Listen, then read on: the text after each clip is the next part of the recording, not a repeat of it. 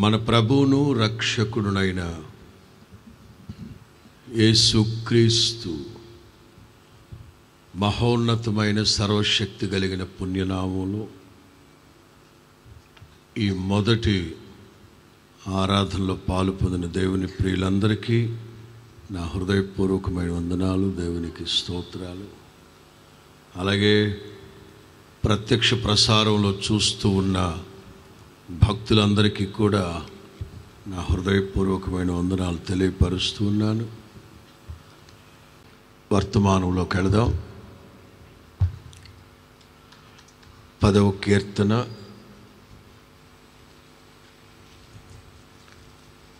సరిగ్గా 10 గంటలకు రెండో ఆరాధన ప్రారంభించబడుతుంది. 10వ కీర్తన 12వ వాక్యాన్ని నేను చదువుతున్నాను. 10వ కీర్తన 12వ వాక్యం. యెహోవా లెమ్ము. మరలా అందరూ కలిసి యెహోవా లెమ్ము. దేవా, బాధపడు వారిని మరువక నీ చెయ్యి. అందరు కలిసి ఒకసారి ఆ కీర్తన చదువుదామా? దబాయించి దబాయిస్తారేంటి? లెగ్గొట్టేటప్పుడు ఎట్లా లెగ్గొడతాం? అందుకే కదా మొహాలు వగలు కొట్టుకునేది. మీరు లెగ్గొట్టేటప్పుడు ఎలా లెగ్గొట్టాలి? అది అంతొద్దు, కొంచెం పెంచు. మరి అంత దిగజారు మాకండి. అటు రొమాంటిక్ వద్దు, అటు దబాయింపు వద్దు, మధ్యంతరంగా. అది మా వల్ల కాదు, నువ్వు చదువు నాయన అంటారా? కలిసి చదవండి, అందరు కలిసి చదవండి.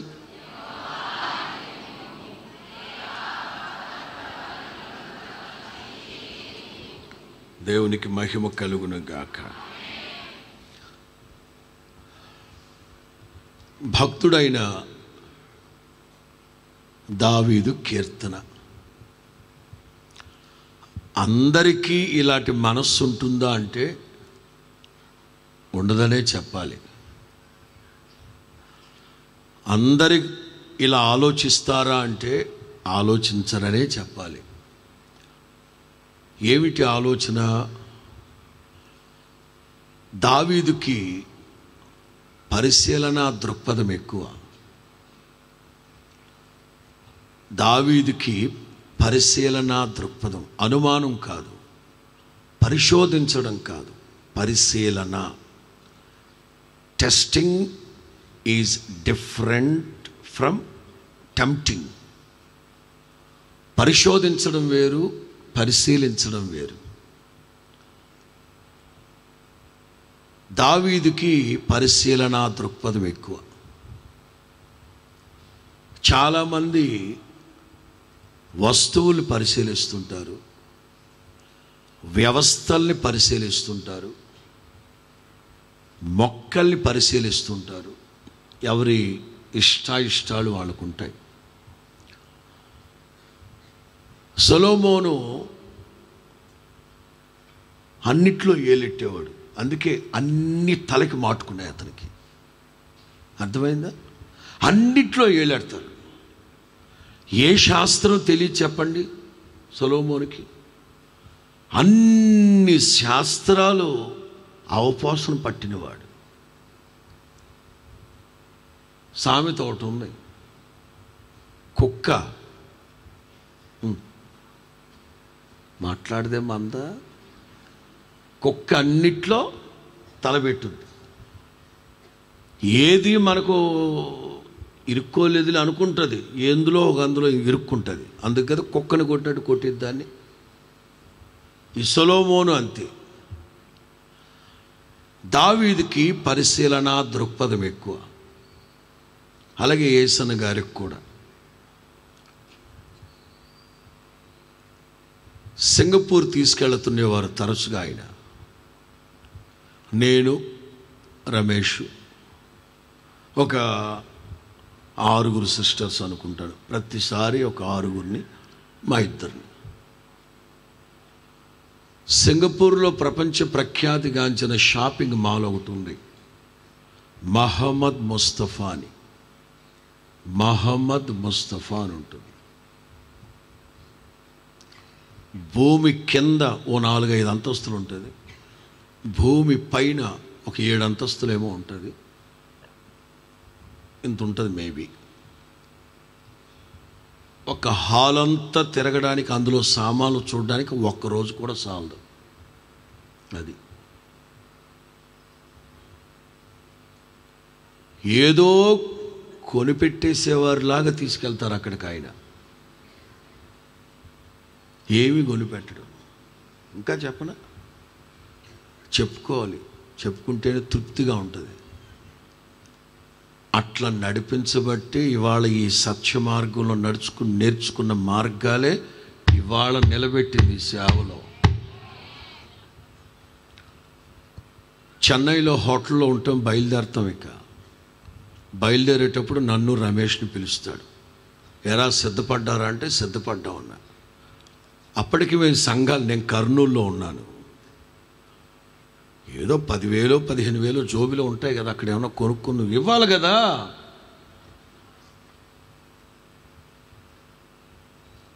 డబ్బులు ఎంత ఉన్నాయి మీ దగ్గర అంటే అమాయకంగా చెప్పాడు, నా దగ్గర 15,000 ఉందన్న. నీ దగ్గర ఎంత ఉందరా అంటాడు, నా దగ్గర 10,000 ఉందన్న, ఇవ్వండి. మమ్మల్నే కాదు ఫ్రెడ్ అన్న దగ్గర, జీవన్ అన్న దగ్గర కూడా లాగేసుకుంటాడు. అవును, ఆయనకు సంతోషం, నా పిల్లలకి నేనే కొనిపెట్టాలి. అదే నేర్చుకున్నాం, అట్లాగే వెళుతున్నాం. ఆ సత్య మార్గంలో ఆయన ఏం నేర్పించాడో అట్లాగే వెళుతున్నాం, సందేహమే లేదు. అంత పెద్ద షాపింగ్ మాల్కి తీసుకెళ్తాడా? జస్ట్ చూడటమే. ఇంక మాకు కొనిపెట్టే భాగ్యం ఎటు లేదని మాకు తెలుసు కదా. నేను రమేష్ హడావుడి, ఆయనేమో ఇక్కడి నుంచి అక్కడ రోజంతా తిరిగితే ఇక్కడి నుంచి ఆ ప్రేమకు అంత దూరమే వెళ్ళి ఉంటాడు ఈ సామాన్లు చూసుకుంటూ. మేమేమో మొత్తం అవగొట్టేసి వచ్చేది. ఎరా ఎక్కడికి వెళ్ళారు? మొత్తం చూసామన్నా. అన్నీ చూసారా? అన్నీ అవగొట్టాం. ఇది చూసారా అని అడుగుతాడు. ఇదేంటన్నా అంటే మరి అదేగా, మరి చూడాలి, ఇదే ఇంపార్టెంట్. మొత్తం మీద ఏం కొని పెడతారో తెలుసా? వైట్ క్లాత్ ఒకటి, మైక్రో క్లాత్ అని ఒకటి ఉండేది. రే వెస్లీ, మన ముగ్గురికి ఒక్కొక్కరికి 2 చొక్కాలు చొప్పున క్లాత్ కొని అక్కడ అంటాడు. రేజర్ ఒకటి, 2 కీ చైన్లు, ఒకటి రూమ్కి, ఒకటి సూట్ కేసుకు అంటారు. అంతేనండి, అంతే. ఆయన మాత్రం అన్నీ పరిశీలిస్తూ ఉంటాడు. నేను మీకు చాలాసార్లు చెప్పుంటాను, కోతకాలపు సంపదలన్నీయు నీలోనే ఉన్నవి. ఆ పాట, ఆ చరణం రాయడానికి కారణం, ఆయన సేవ ప్రారంభించిన ఆ రోజుల్లో ₹1, రూపాయి, పావలా, ₹1 లెక్క పెట్టుకున్న రోజుల్లో లేమలిలో ప్రజలను చూసేవారు. ఒకానొక సందర్భంలో తలకి నూనె పెట్టుకొని, ఒక్క బెత్తడి మల్లెపూలు పెట్టుకొని, అంటే అప్పుడప్పుడే రక్షణలోకి వస్తున్నారు కదా వాళ్ళు. ఏం కూరమ్మా అని అడిగితే వంకాయ టమోటా ఎగురండే అంటాం. ఆ రోజుల్లో ₹5 కాగితం కానుకేయడం ఒక సందర్భంలో. కొన్ని సందర్భాల్లో ₹1, రూపాయి తప్ప ఇంకేరు. ఇక తలకాయేమో చీకేసిన తాటిపుట్లాగా, తలకు నూనె లేకుండా చింపిరి. ఏం కూర బ్రదర్? అమ్మా ఏం కూర? ఇవాళండి గొడ్డు కూర కారం అండి, గొడ్డు కారం అండి. ఒక సీజన్లో సమృద్ధి, ఇంకో సీజన్లో 2-3 సీజన్లు అయిపోయాక ఒక సీజన్లో అడిగారట, బాగా ఫ్రెష్గా ఉంటున్నారు, నూనె పెట్టుకుంటున్నారు, మొహానికి పేడ పేడ కాదు, పౌడర్ రాస్తున్నారు. ఏంటి సంగతి అంటే, ఇది కోతకాలం కదండి.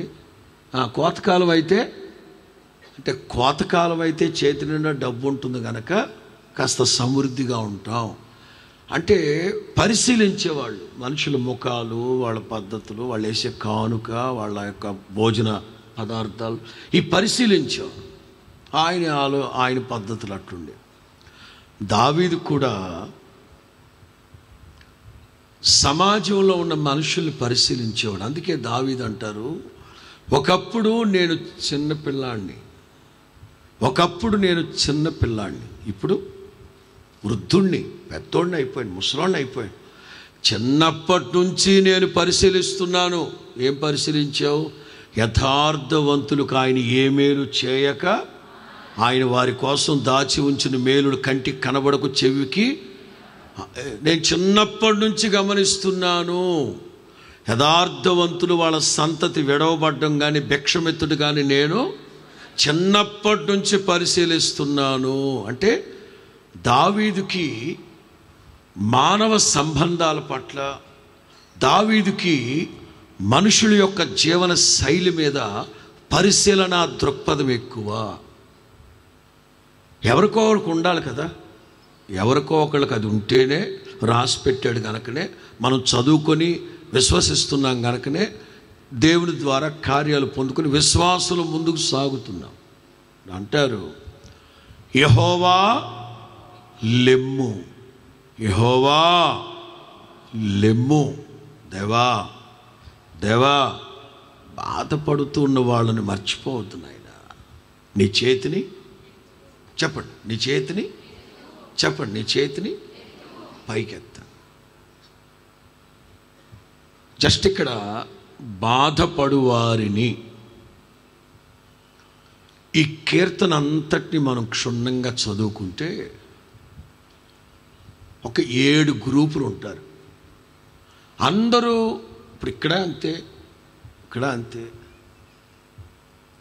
తండ్రి లేనివారు. ఇక్కడ తండ్రి లేని వాళ్ళు కుడి చేతిని పైకెత్తండి బాబు. తండ్రి లేని వాళ్ళు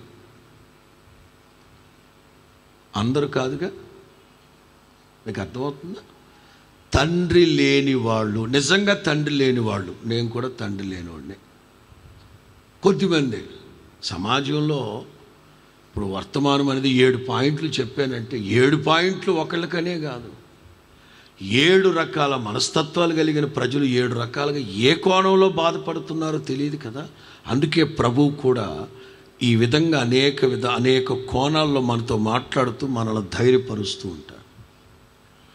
దావీదు ఇదిగో ఇట్లాంటి ప్రజలు ఉన్నారయ్యా లోకంలో, మరి ఇలాంటి ప్రజలకి మీరు న్యాయం చేయకుండా, మేలు చేయకుండా, త్వరగా విడుదల కలుగు చేయకుండా మీరు అలా కాస్త ఆలస్యం చేశారనుకోండి, మీరు అలా కాస్త సాసేటుగా ఉన్నారనుకోండి, వీళ్ళు భక్తిహీనులు అయిపోతారు. ఒకవేళ క్రీస్తు సరళతలో నుంచి తప్పిపోతారేమో. అంచేత మీరు త్వరగా లెగండి. ఈ మాట చదివినప్పుడు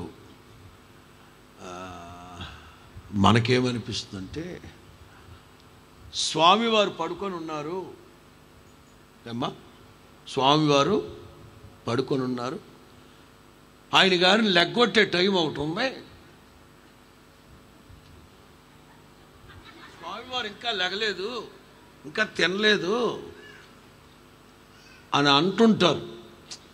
మీరు వింటుంటారుగా, అంతేనా? స్వామివారు ఇంకా లెగిసే టైం అవ్వలేదు, స్వామివారు ఇంకా అంటుంటారు, మీరు వింటుంటారు. అలాగ ఒకవేళ ఏమైనా అప్పట్లో యేసు ప్రభు ఓడ అమరంలో పడుకొని నిద్రపోతున్నారు కదా, అలాగేమైనా దేవుడు నిద్రపోతున్నారా? అసలు ఇశ్రాయేలును కాపాడువాడు కొనకడు, ఇశ్రాయేలును కాపాడువాడు అసలు కొనకడు. మరి అలాంటప్పుడు లెమ్ము అంటే నిద్రపోతున్నారా దేవుడు? నిద్రపోతున్నారు అని కాదు, సింహాసనం మీద కూర్చొని ఇవన్నీ చూస్తున్నారు. హల్లెలూయా. వాస్తవంగా మీరు పరిశుద్ధ గ్రంథం క్షుణ్ణంగా చదివితే చాలా సందర్భాల్లో లెమ్ము యెహోవా మహిమ నీ మీద ఉదయించడానికి సిద్ధంగా ఉంది. లెమ్ము తేజరిల్లుము అని మనల్ని మనం ఏ స్థితిలో ఉన్నామో చూసిన దేవుని వాక్యం లెమ్ము.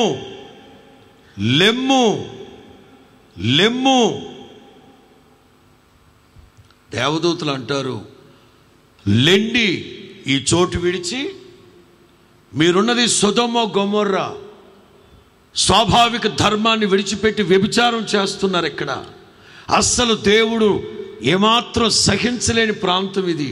అగ్ని గంధకాలతో, జలప్రళయంతో నాశనం చేయడం అదొక ఎత్తు, ఇది మరి అగ్ని గంధకాలు అంటే దేవుడు నచ్చని మెచ్చని పాపపు ఊబి. లెండి ఈ చోటు విడిచి అని దేవుని వాక్యం. మనం ఏ స్థితిలో ఉన్నామో, ఏ దరిద్రపు స్థితిలో ఉన్నామో, ఏ అగాధ జలాల్లో ఉన్నామో, మన స్థితిని చూసిన దేవుడు లెమ్మో. మా చిన్నప్పుడు మా అమ్మ పాడుతూ ఉండేది పాట, ధూళి దులుపుకొనుము నీ మెడ కట్లు విప్పుకొనుము. మీకైతే తెలుసుంటుంది ఆ పాట.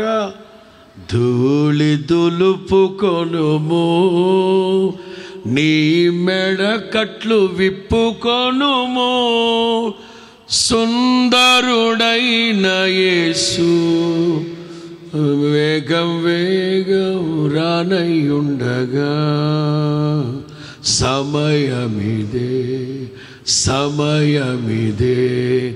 సంఘమా సమయమిదే. ఏమి మాటండి బాబు. ఇదే యెషయా గ్రంథంలోనే లెమ్ము, ధూళి దులుపుకో నీ మెడకట్లు. ఆ స్థితిలో ఉన్నావు నువ్వు, కూర్చున్నది దుమ్ములో ధూళిలో, పైగా నీ మెడకి భయంకరమైన కట్లున్నాయి. నువ్వు అక్కడే కూర్చొని అయ్యా బాబా ఇప్పండి కుదరదు. లేవో దులుపుకో నీ మెడకట్లు నువ్వే విప్పుకో, లేవు పైకి లేవో. యెహోవా నీ మహిమ నీ మీద ఉదయించునుగాక. ఆహా, నువ్వు ఏమీ చేయకుండా ఆ రోతులోనే కూర్చొని, రొచ్చులోనే కూర్చొని ఇక్కడ ఉదయింప చేయకపోయావా అన్నావు అనుకో, తొక్కేస్తాడు దేవుడిని సైతాన్న. లెగరా అక్కడి నుంచి అంటుంటే లెక్కడు స్వామిరాడా. లెమ్మో, ధూళి దులుపుకొనుము నీ మెడకట్లు విప్పుకో. వాక్యం మనల్ని లెగమంటుంది, వాక్యం మనల్నే దులుపుకోమంటుంది, వాక్యం మనల్నే మెడకట్లు విప్పుకోమంటుంది. కానీ ఇక్కడ దావీదు యెహోవా లెమ్ము, బాధపడుతూ ఉన్న వాళ్ళని మర్చిపోతున్నాయి. నీ చెయ్యి ఆ మధ్య ఎప్పుడో నేను పర్ఫెక్ట్గా చెప్పాలంటే చాలాసార్లు చెప్పాను, కానీ 8 ఏళ్ల క్రితం అనుకుంటాను, నంద్యాలలో రక్షణ ఛానల్ వాళ్ళు సభలు పెట్టినప్పుడు రక్షింప నేరకుండానట్లు యెహోవా హస్తం కొరచ కాలేదని, దేవుని హస్తం ఏం చేస్తుందని చాపుతాడు, విప్పుతాడు, ముడతాడు, ఎత్తుతాడు, ఇట్లా ఆడిస్తాడు అని చాలా విషయాలు చెప్పాను. ఇప్పుడు దావీదు అనేది ఏంటంటే, మీరు లెగాలి, మీ చేతిని పైకి ఎత్తితే సరిపోద్దా, పెటాని కొట్టాలనా? కొట్టక్కర్లేదు సార్, ఎత్తితే చాలు. అంతేనా? పెటాని కొట్టాలనా? అక్కర్లే, ఎటు ఎత్తాడు గనక ఆడిస్తే చాలు. ఏం చేయాలట? ఆడిస్తే చాలు. దేవుడైన యెహోవా ఐగుప్తు మీద చేతులెత్తి ఆడించగా, ఇలా ఆడించగా ఐగుప్తీయులు ఫరో స్త్రీల వంటి వారాయను అని ఉంటుంది.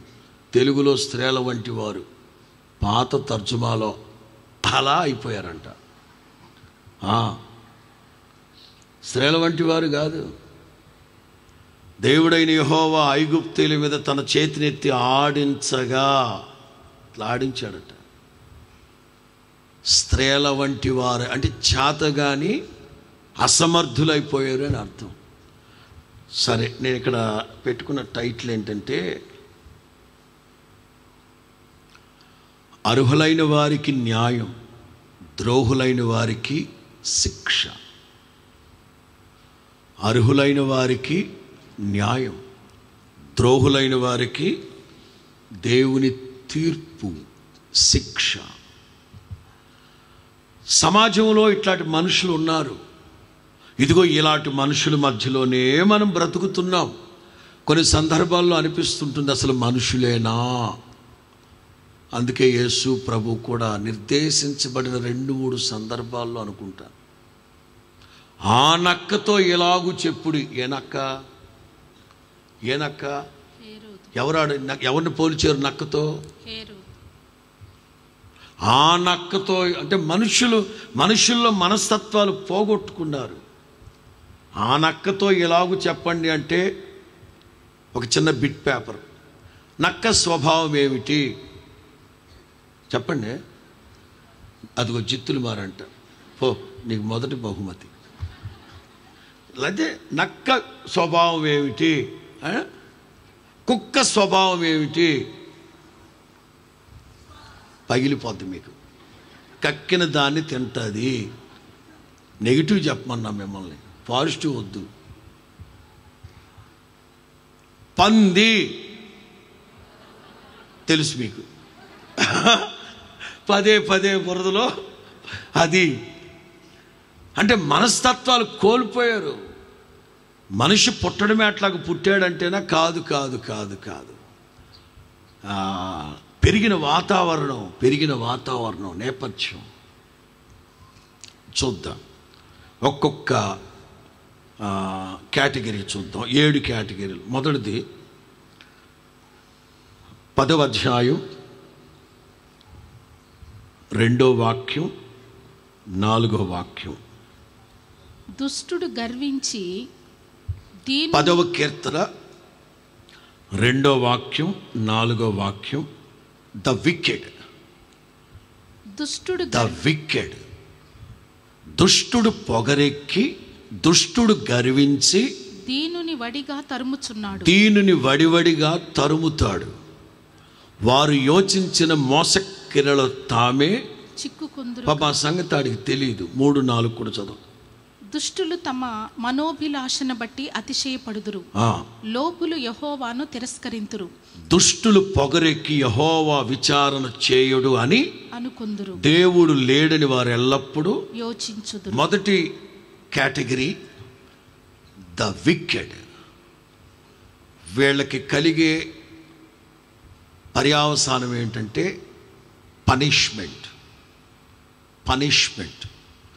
Wicked people, definitely he will punish by God. Punishment.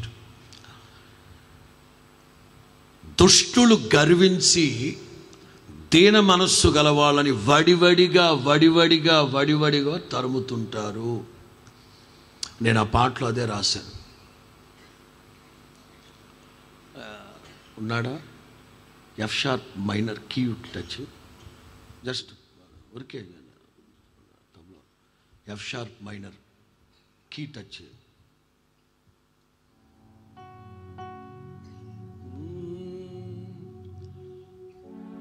ఉరుముతున్న మెరుపులాల జడిలో, తరుముతున్న శోధనలో, ఉరుముతూ ఉన్న మెరుపుల అలజడి తరుముతుందట. నేను ఎప్పుడు చెప్తా ఉంటాను, మచిలీపట్నం దగ్గర 27 ఏళ్ల క్రితం సంగతి చెప్తున్నాను. అయ్యగారు రేపు వస్తారా అన్నారు.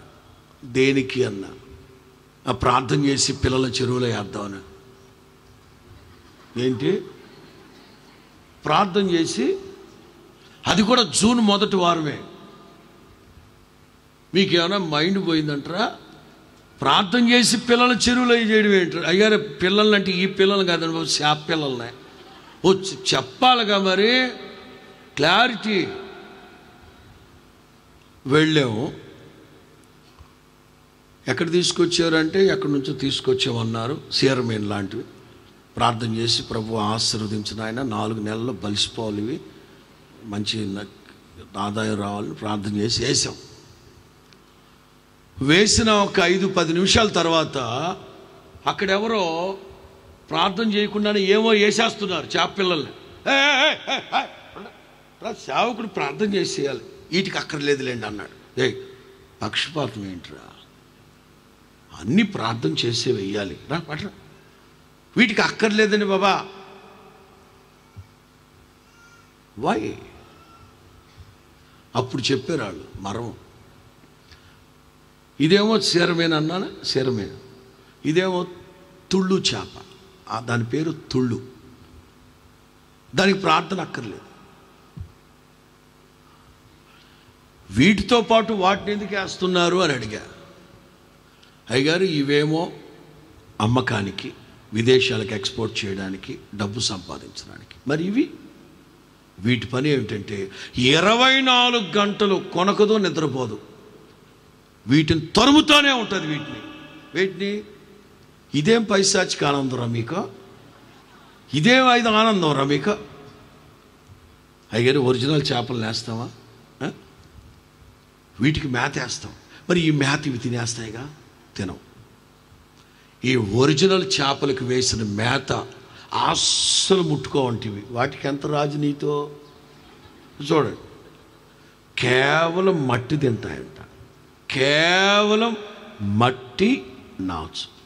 పొరపాటున వీటికి వేసిన మేత తినవట. ఎందుకు వేసినట్టు? అయ్యగారు ఇవి ఈ డూప్లికేటు రాత్రి మగళ్ళు ఈ చేపల్ని తరుముతానే ఉంటాయి. మరి కొరుక్కు తింటాయి కదా, తినవు. వాటి రాజనీతి అది. వాటి పని ఏంటంటే తరవడం, కొరుక్కొని తినవంట. వాటికి వేసిన మేత తినవంట. వాటికి ఎంత రాజనీతిరా? ఎందుకు ఇట్లాగా అంటే, ఈ చేపలు పరిగెత్తి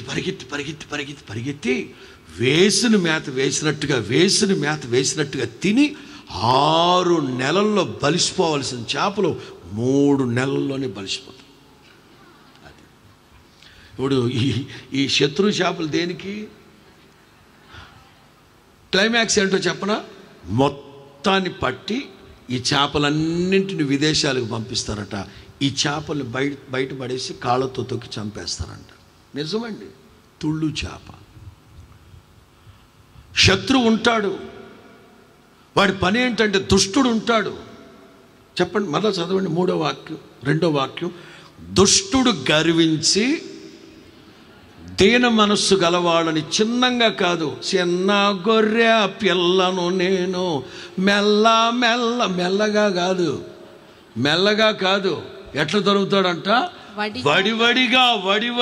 వడివడిగా తరుముతాడు.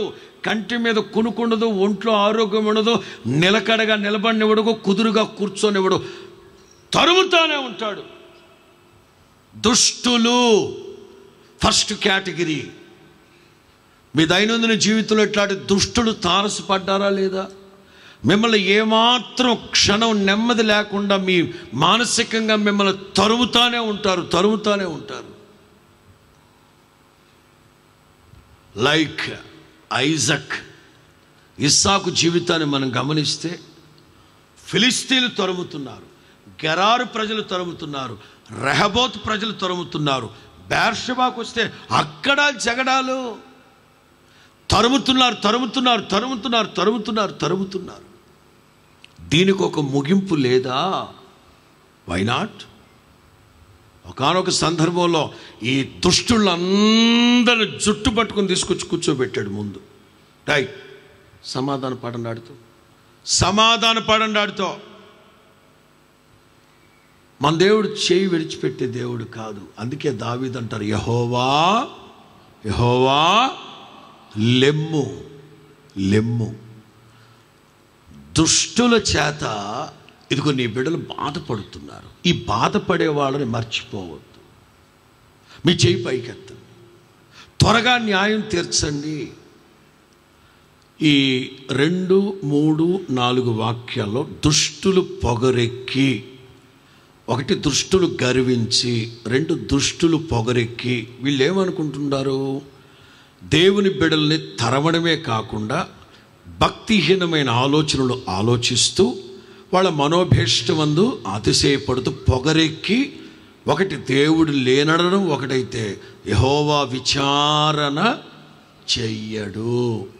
మరి ఈ రోజున వేళ మనం ఆలోచిస్తే లోకస్తుల సంగతి ప్రక్కన పెట్టండి. లోకస్తుల సంగతి కూడా లోకస్తుల సంగతి ప్రక్కన పెట్టండి. దేవుని బిడలకు కూడా బరి తెగించి పాపం చేస్తున్నారు, బరి తెగించి అబద్ధం చెప్తున్నారు, బరి తెగించి ఇట్లాంటి మోసపు క్రియలు చేస్తున్నారు. అంటే దేవుడు విచారణ చేయడనేగా, జడ్జిమెంట్లోకి మనం రామనేవాగా. అపోస్తులుడైన పౌలు అంటారు, మనమందరము క్రీస్తు యేసు న్యాయపీఠము ఎదుట నిలవబడవలసి ఉన్నది. మనమందరము క్రీస్తు న్యాయపీఠము ఎదుట నిలవబడవలసి ఉన్నది. ఇది ఎవరికైతే తెలీదో, తెలిసినా బరి తెగించి దేవుడు మనల్ని లెక్కడగడు, దేవుడు మనల్ని శిక్షించడు. ఏమంటాడు? దుష్టులు పొగరెక్కి యెహోవా మనల్ని ఏమాత్రం ఇలాగెందుకు చేసావురా అమ్మాయి, ఇలాగెందుకు చేసావు అమ్మాయి అని అడగడంట. అడగకుండా మానుకోవడానికి దేవుడేమన్నా దావీదు కొడుకులు కొంతమంది ఉన్నారు. సొలొమోను, అబ్షాలోము, అమ్నోను, ఇంకోడు అదోనియా. ఈ అదోనియా అనేవాడు ఒక బైక్ ఒకటి కొన్నాడు. బైక్ అంటే గాడిద, అప్డేటెడ్ వర్షన్ చెప్తున్నా మీకు. ఒక గాడిద ఒకటి కొనుక్కున్నాడు. 50 మంది పోరంబోకు కుర్రోళ్ళని పట్టుకున్నాడు. అరే నేను ముందు వెళ్తా ఉంటా, జిందాబాద్ అనరా, రేపు టికెట్ రాకపోతే చెప్పండి. అదేగా జరుగుతుంది ఇప్పుడు. ఎందుకు నాయన, ఎందుకు ఈ రాజకీయాలు చెప్పండి? మాన్యత కలిగిన భక్తి చేసుకోకుండా ఎందుకర్రా మనకి? 50 మంది కుర్రాళ్ళు పోగేసుకున్నాడు. ఒక దున్నపోత గాడిదను కొనుక్కున్నాడు. అదోనియా జిందాబాద్, అదోనియా జిందాబాద్. ఒరే నువ్వు ఏ జెండా పట్టుకు తిరుగుతున్నావు, ఏ పార్టీకి జిందాబాద్ చెప్తున్నావు అంటే వాళ్ళు 500 ఇచ్చేస్తారు, 300 ఇచ్చేస్తారు. ఈ సంగతి దావీదుకి చెప్పారు. యాండు మీ అబ్బాయి అదోనియా ఎంట గౌరవాన్ని మంట కలుపుతున్నాడు, కాస్త ఆయనకు బుద్ధి చెప్పండి అంటే, ఎలా ఎందుకు చేస్తున్నావు అని అడిగి అతనికి నొప్పి కలుగు చేయలేదంట. అంటే విచారణ చేయలేదట. 6వ వాక్యం అది. 6వ వాక్యం మొదటి రాజుల మొదటి గ్రంథం 1వ అధ్యాయం 6వ వాక్యం. అతని తండ్రి, రాజుల మొదటి గ్రంథం 1వ అధ్యాయం 6వ వాక్యం. అతని తండ్రి నీవు ఈలాగున ఏల చేయుచున్నావని అతని చేత ఎప్పుడును విచారించి అతనికి నొప్పి కలుగు చేయలేదు. నొప్పి కలిగితే పర్లేదమ్మా, జండు బామ, శాస్త్రి బామ ఏదో ఒకటి రాస్తాం కదా. నొప్పి కలిగినా పర్లేదు, విచారించలేదు. దావీదేనా? ఏలి కూడా తన 2 కుమారులు దేవుని మందిరంలో ఉంటూ విచ్చలవిడిగా జారత్వానికి, వ్యభిచారానికి తెగించి దేవుని మందిరంలో విచ్చలవిడిగా ప్రవర్తిస్తుంటే ఏ రోజు కూడా వాళ్ళని విచారించలేదట. దుష్టులు పొగరెక్కి, దుష్టులు గర్వించి ఏమనుకుంటున్నారట? యెహోవా మనలను ఏమాత్రము విచారణ చేయడు. అసలు దేవుడు లేడు. ఎవరు లేడు చెప్పండి? దేవుడు లేడు. చెప్పండి, దేవుడు లేడని ఎవరంటారు? బుద్ధిహీనుడు, దుష్టుడు. వాణ్ణే వంచుకుంటున్నాడు. దేవుడు లేడు. ఎందుకంటే వాడు చేసే తెగింపు క్రియలకి వాణ్ణే భ్రమపరుచుకొని వంచుకుంటున్నాడు. దేవుడు లేడు. దైవ జనాంగమా జాగ్రత్త, దైవ జనాంగమా జాగ్రత్త. దేవుడు అనేవాడు లేకపోతే ఈ సృష్టి ఎలా జరిగింది? మనం ఎలా కలుగు చేయబడ్డాం? ఒకసారి ఆలోచించాలి. 5, 6, 7 వాక్యాలు కూడా చూస్తే, వారెల్లప్పుడూ భయము మానుకొని, 10వ కీర్తన 5, 6, 7, వారెల్లప్పుడూ భయము మానుకొని ప్రవర్తింతురు. నీ న్యాయ విధులు ఉన్నతమైనవై వారి దృష్టికి అందకుండును. వారు తమ శత్రువులందరినీ చూసి తిరస్కరిస్తారు. మేము కదల్చబడము, తరతరముల వరకు చూడము. 8వ వాక్యంలో తామున్న పల్లెల యందలి మాటు చోట్లలో పొంచి ఉంటారు. చాటైన స్థలముల్లో నిరపరాధులను. అది తర్వాత చెప్తా. ఇన్నోసెంట్ పీపుల్, నిరపరాధులు అనేది ఒక కేటగిరీ. ఈ దుష్టుల పని ఏంటంటే పల్లెటూరులోకి వెళ్ళి అమాయకమైన ప్రజల్ని వంచడం, మోసపరచడం, భ్రమపరచడం, దేవుడు లేడని చెప్పడం. అసలు మీ దేవుడు అనేవాడు ఎక్కడున్నాడు? అసలు క్రైస్తవ్యం కూడా ఒక క్రైస్తవ్యమేమన్నా? అసలు క్రీస్తు అనేవాడు పుట్టాడా అని యేసు క్రీస్తుని గూర్చి కూడా వదరబోతు మాటలు మాట్లాడుతూ, పెచ్చ మాటలు మాట్లాడుతుంటారు దైవజనులు. 9వ కీర్తన 17వ వాక్యం, 9వ కీర్తన 17వ వాక్యం, దుష్టులను దేవునిని మరచు జనులందరూ పాతాళమునకు దిగిపోవుదురు. అది వాళ్ళకి తెలియట్లే. ఆత్మీయులలో కూడా చాలామంది దుష్ట మనస్తత్వం కలిగిన వాళ్ళై, అందుకే పేతురు గారడి సిమోనును చూసి అంటారు, నీవు భయంకరమైన దుష్టత్వంలో ఉన్నావు, నీ దుష్టత్వంలో నుంచి నీవు విడిపించబడాలి, జాగ్రత్త. దేవుని ప్రియులారా, మీకు ఒకవేళ ఇట్లాంటి దుష్టులు గనక తారసపడి ఉంటే దేవుని సన్నిధిలో ప్రార్థన చేయండి. ప్రభువా, ఈ దుష్టుల చేతిలోంచి విడిపించండి. ఎందాక బాధపడి కృంగిపోవాలి నేను? ఎవరైతే మీకు విరోధంగా దుష్టత్వాన్ని మీ మీద కనపరుస్తూ, దుష్టక్రియలు చేస్తూ, మీకు కీడు కలుగు చేస్తున్నారో ప్రార్థన చేయండి. నిశ్చయముగా దేవుడు మీ పక్షమై హుంకరిస్తూ తనను తాను రేపుకొని, అదేదో ఉంటుంది చూడండి, మద్యపాన వసుడు అలాంటి శూరుని వలె, మత్తెక్కిన శూరుని వలె ఆయన లేచి బయలుదేరతాడట. రెండో మాట చెప్తా.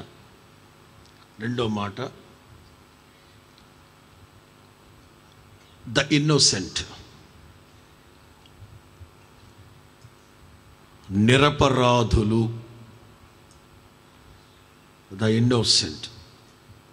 నిరపరాధులు వీళ్ళని ఏం చేస్తారు? దేవుడు అంటే కాపాడుతాడు, ప్రొటెక్ట్స్.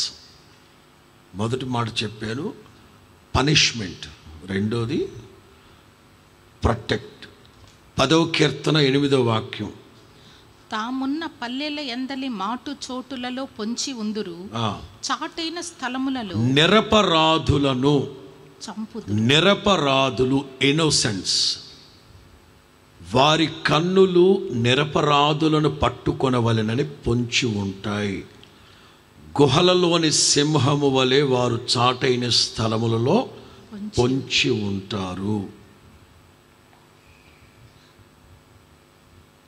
తలలు పైకెత్తండి. నిరపరాధులు, ఇన్నోసెంట్స్. నిందారహితులు, వాళ్ళకి ఏ పాప పుణ్యాలు తెలియదు. ప్రియులారా, మనుషులు ఎట్లాంటి వాళ్ళంటే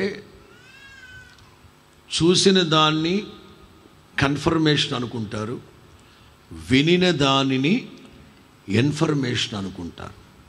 చూసిన దానిని కన్ఫర్మేషన్, వినిన దానిని బట్టి ఇన్ఫర్మేషన్. కానీ అది నిజమా? 100% proof against truth. 100% proof against truth.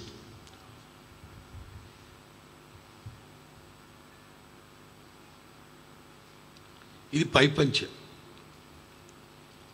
ఇది ఈ పింక్ కలర్ది యోసేపుదని అందరికీ తెలుసు. ఇది అందరికీ తెలుసు, ఇది యోసేపుదే. వాస్తవంగా పైపంచ అని ఉంటుంది. మన భాషలో చెప్పాలంటే ఈ పంచ అనుకున్నాం, ఈ పంచ అనుకున్నాం.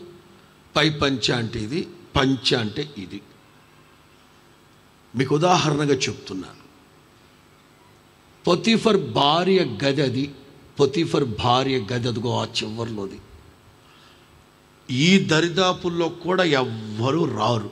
అట్లాంటిది యోసేపుని పిలిచింది ఆవిడ. అక్కడికి వెళ్ళాడు యోసేపు. అక్కడ మాటల సందర్భంలో పైపంచి లాగేసుకుంది. పైపంచి అంటే ఇది అందమా? లేదు, ఇదే, ఈ పంచే లాగేసింది. ఆవిడ చేతిలో పట్టుకుంది, ఒత్తిడి చేసింది. యోసేపు ఏమాత్రం అంగీకరించకుండా అక్కడి నుంచి పారిపోయి ఇక్కడికి వచ్చేసాడు. ఆవిడ కేకేసే లోపే అక్కడ ఉన్నోళ్ళు మొత్తం వచ్చేసరికి యోసేపు ఇక్కడ ఉన్నాడు. మరి యోసేపు ఇక్కడున్నావేంట్రా అంటే, ఈలోగా నంగనాచి ఏడ్చుకుంటూ వచ్చి, అమ్మగారు ఏమైందంటే, వీడు యోసేపు గారు నన్ను పాడు చేయబోయాడు. ఇదిగో ఇది ఎవరిది అడిగి, ఇది ఎవరిదంటే ఆడిదే కదా. నిజంగా అంటే ఈ పంచి అనుకుందామా? యోసేపు పంచి లేకుండా ఉన్నాడు. మరి ఎవరిది ఇది? ఇప్పుడు మిమ్మల్ని అడుగుతున్నాను, 100% ప్రూఫ్ అగెయిన్స్ట్ ట్రూత్. అక్కడ జరిగిందంతా నిజమేనా? పనోళ్ళందరూ తలా ఒక చెయ్యి కొట్టే రక్తం వచ్చేటట్టు కొట్టారు. ఈలోగా యజమాని వస్తాడు. యజమానికి నేనెవరో తెలుసు, యజమానికి నేనెవరో తెలుసు. యజమాని రావడం పూర్వాపరాల ఏమీ ఆలోచించకుండా ఇది చూశాడు. అది యోసేపుదే. ఇంకంతే, కొట్టే దవడ పగిలిపోయింది యోసేపుకి. తీసుకెళ్ళి జైల్లో పడేసి. ఇప్పుడు మిమ్మల్ని అడుగుతున్నాను, అక్కడ జరిగిందంతా నిజమా అబద్ధమా? రెండో మాట, మరియమ్మ తల్లి దేవదూత చెప్పారు ఆవిడికి, నీవు గర్భవతి అయి కుమారుని కంటావు, అతని పేరు ఇమ్మానుయేల్ అని పేరు పెడతావు. దేవదూత చెప్పినప్పుడైతే మరియమ్మ తల్లి అట్లా మనసులో పెట్టుకుంది. కానీ నిదానంగా గర్భం లోపల శిశువు పెరుగుతున్నాడు. ఇక తప్పలేదు. కొంచెం యోసేపు నిద్రపోతూ ఆలోచిస్తున్నాడు, రహస్యంగా వదిలిపెట్టేద్దామని. ఇప్పుడు వినండి, మరియమ్మ తల్లి గర్భవతి అన్న సంగతి యోసేపుకి ఎవరు చెప్పారు? ఊళ్ళో వాళ్ళ? రహస్యముగా విడిచిపెట్టేద్దామంటే ఊళ్ళో ఎవ్వరికి తెలియదు. మరియమ్మ తల్లి తల్లిదండ్రులకు కూడా తెలిసి ఉండదు. మరియమ్మ తల్లి వాళ్ళ తల్లిదండ్రులకు కూడా తెలిసి ఉండదు. యోసేపుకి ఎలా తెలిసింది? తినే మరియమ్మ తల్లే డైరెక్ట్గా వెళ్ళి చెప్పేసింది. ఏమండి, దేవదూత ఇలా కనిపించాడు, నేను గర్భవతి కుమారును కంటానట, సర్వోన్నత శక్తి నన్ను కమ్ముకుంటున్నట. ఇది జరిగింది. తనే చెప్పేసింది అక్కడ. ఇప్పుడు 100% ప్రూఫ్ అగెయిన్స్ట్ ట్రూత్. ఊళ్ళో వాళ్ళు ఏమనుకుంటారు? ఊళ్ళో వాళ్ళందరూ ఏమంటారు? కొన్ని సందర్భాల్లో మనుషులు వినిన దానిని బట్టి, చూసిన దాన్ని కళ్ళారా చూసేవండి బాబా, కన్ఫర్మేషన్ అది. మేము కళ్ళారా చూసేవండి బాబా యోసేపును అక్కడ. ఇది యోసేపు తినండి బాబా. అలాగని అన్నీ అట్లుంటాయని చెప్పను నేను. అదే వంచుకోకూడదు మనల్ని మనం. అదే వంచుకోకూడదు. లోకంలో ఒక నీతి న్యాయములు కలిగిన న్యాయాధిపతి ఉన్నాడంటే యేసుక్రీస్తు మాత్రమే. ప్రపంచంలో ఏ న్యాయమూర్తి అయినా సరే మనస్సాక్షి అపరాధ భావం వెంటాడుతూనే ఉంటుంది. నా ప్రభు ఒక్కడే. అందుకే యెషయా గ్రంథంలో ఉంటుంది, నీతి న్యాయములను బట్టి తీర్పు తీరుస్తాడు. కంటితో చూపుతో చూసిన దానిని బట్టి కాదు, చెవితో వినిన దానిని బట్టి కాదు, నీతి న్యాయములను బట్టి తీర్పు తీరుస్తాడంటే యేసుక్రీస్తు ఒక్కడే. సమాజం ఎట్లుందంటే నిరపరాధులను, నిందారహితులైన బిడ్డల్ని వేధించి వేధించి వేధించి వేధించి నమ్మించి, సమాజాన్ని నమ్మించి రాళ్లతో కొట్టి చంపేస్తుంది. బ్రిటిష్ వాడి పద్ధతి ఏమిటో తెలుసా? బ్రిటిష్ వాళ్ళ పద్ధతి ఏమిటో తెలుసా? ఒక కుక్కని బహిరంగంగా కొట్టి చంపాలి అనుకుంటే అందరూ ఊరుకోరు కదా, సమాజం ఒప్పుకోరు కదా. అంచేత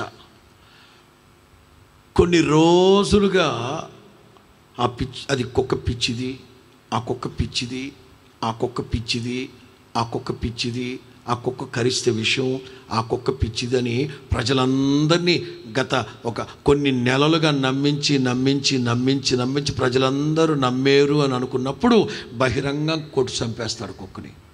జనం అందరూ ఏమనుకుంటారు? ఆ కుక్క నిజంగా పిచ్చిదా? ఆ కుక్క పిచ్చిదా అండి? పిచ్చోళం చేస్తుంది సమాజం.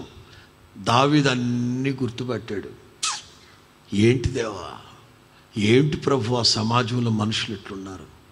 సరే, లోకంలో వాళ్ళ సంగతి నాకు అనవసరం. బాధపడుతున్నారు నీ ప్రజలు, నీ పేరు పెట్టబడిన నీ ప్రజలు బాధపడుతున్నారయ్యా. ఏమాత్రం వాళ్ళని మర్చిపోకుండా త్వరగా విడుదల కలిగేటట్లుగా మీ చేయి పైకెత్తండి. నిరపరాధులు, నిందా రహితులు. 19వ కీర్తన 13వ వాక్యం. దురభిమాన పాపములలో పడకుండా. 19వ కీర్తన 13వ వాక్యం. దురభిమాన పాపములో పడిపోకుండా నీ సేవకుని ఆపుము, వాటిని నన్ను ఏలనీయకుము. అప్పుడు నేను యథార్థవంతుడనై అధిక ద్రోహము చేయకుండా నిందారహితుడనగుదును. అసలు నాకు సంబంధం లేదు సిస్టర్ గారు, నాకు సంబంధం లేదు. ఏ పాపం అది? దురభిమాన పాపం. ఏ పాపం అది? దురభిమాన పాపం. అసలు నాకు తెలియదండి బాబు, అదే అసలు నాకు తెలియదండి.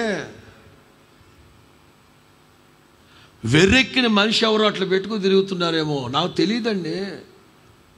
వాళ్ళు దురభిమాన పాపంలో పడిపోయి నన్నేం చేయమంటారు? నన్ను కూడా ఆ పాపంలోకి లాగితే నేనేం చేయమంటారు?